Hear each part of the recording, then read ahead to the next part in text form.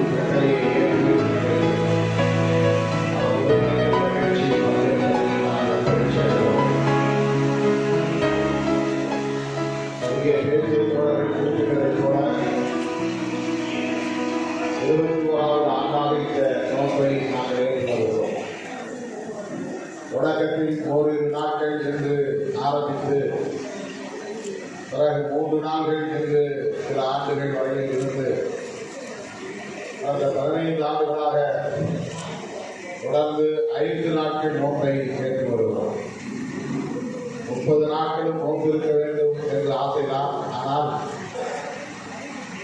என்னால் அவ்வாறு இருக்க இயலாத நிலை இறைவன் நாடினார் என்று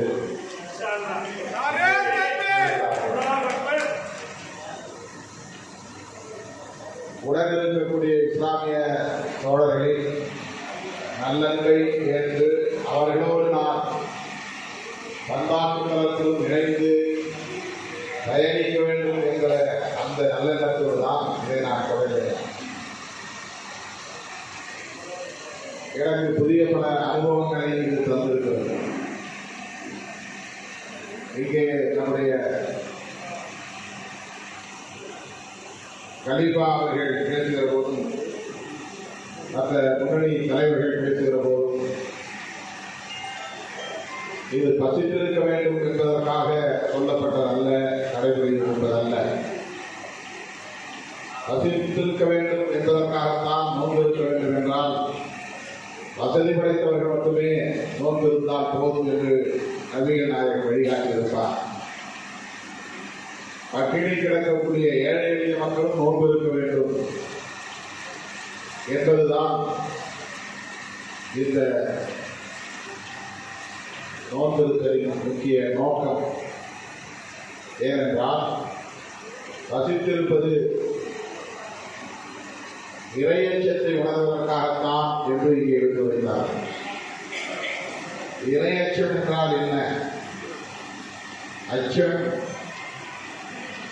பல வகை உண்டு. அதிலே இறையச்சம் என்பது கடவுள் இருக்கிறார், அவர் எப்போதும் நம்மை பார்த்துக் கொண்டே இருக்கிறார், வழிகாட்டிக் கொண்டே இருக்கிறார். ஆகவே மறந்தும் அல்லது மறைத்தும் தவறு செய்யக்கூடாது, குற்றம் செய்யக்கூடாது, ஒழுங்கீனமாக இருக்கக்கூடாது, அறம் தவறக்கூடாது, அநீதி இழைக்கக்கூடாது என்கிற அந்த அச்சம்தான் இறையச்சம். இறைவன் இருக்கிறான் என்று நம்பினால்தான் இறை அச்சம் வரும். இறைவன் இல்லை என்றால் அந்த இறையச்சம் இருக்காது. அந்த அச்சத்திற்கு ஆங்கிலத்திலே ஒரு பெயர் இருக்கிறது, மாரல் பியர் என்று சொல்வார். மாரல் பியர் என்பது மொராலிட்டி தொடர்பான ஒரு அச்சம். மொராலிட்டி என்பது நீதி, நியாயம் ஆகியவற்றோடு தொடர்புடையது. நீதி என்பது இறைவன் விதித்த நியதிகளின்படி நடப்பது என்பதுதான் கடவுள் நம்பிக்கை உள்ளவர்களின் புரிதல். யாருக்கும் தீங்கு இழைக்கக்கூடாது, யாருடைய சொத்தையும் திருட எண்ணக்கூடாது, பொய் சொல்லக்கூடாது போன்ற இந்த குற்றங்களை எல்லாம் செய்வது சக மனிதர்களுக்கு செய்கிற தீங்காக முடியும். அதனால் பலருக்கும் அதனால் பாதிப்புகள் ஏற்படும்.